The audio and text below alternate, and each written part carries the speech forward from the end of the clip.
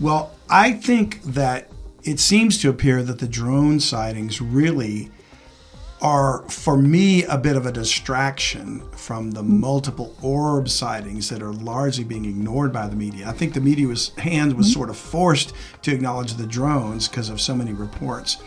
But the orbs, to me, are the real story. Do you have a sense of whether these orbs are man-made or supernatural?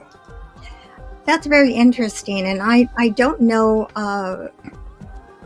for a fact how soon they showed up, if they were there. I know with the drones were appearing about mid-November, if they were sighting orbs at that time.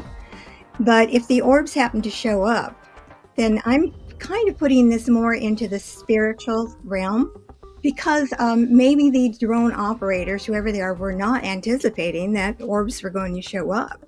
So if they are a spiritual or supernatural or origin, then you can say, well, maybe this is in response to what they were trying to do. So the fact that we have them up there, well, it not only complicates the matter more, but it makes you wonder who's doing what and where they're coming for and what's the reason. Compound that with the fact that people are seeing spherical orbs, but they're also seeing different colors and undulating orbs. I don't know if you've run across that now, which was interesting also because recently there were stories out about, I think Jeremy Cormel had one in his interview where he said the number one thing that was reported to him as a UFO was an orb.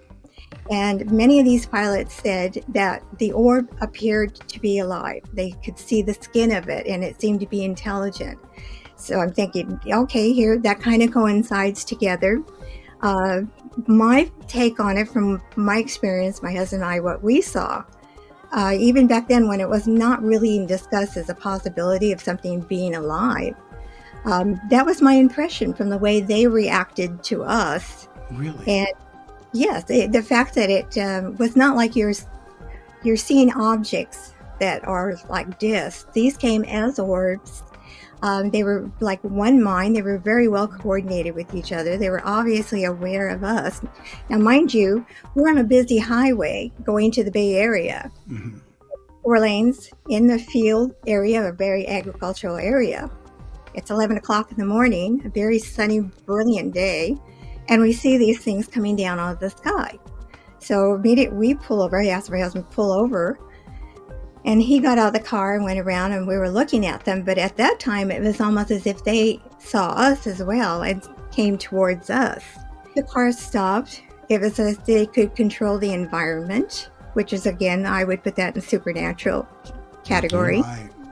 But when they appeared, they were very much in a straight line. They would be in twos. They would rotate around each other and just sway back and forth like they were just taking us in. Except for one that was whipping around the area. And I watched it as it whipped by the other group. It made this small, I would say, cloud-like explosion. And then from that was this brilliantly orb, glowing amber color.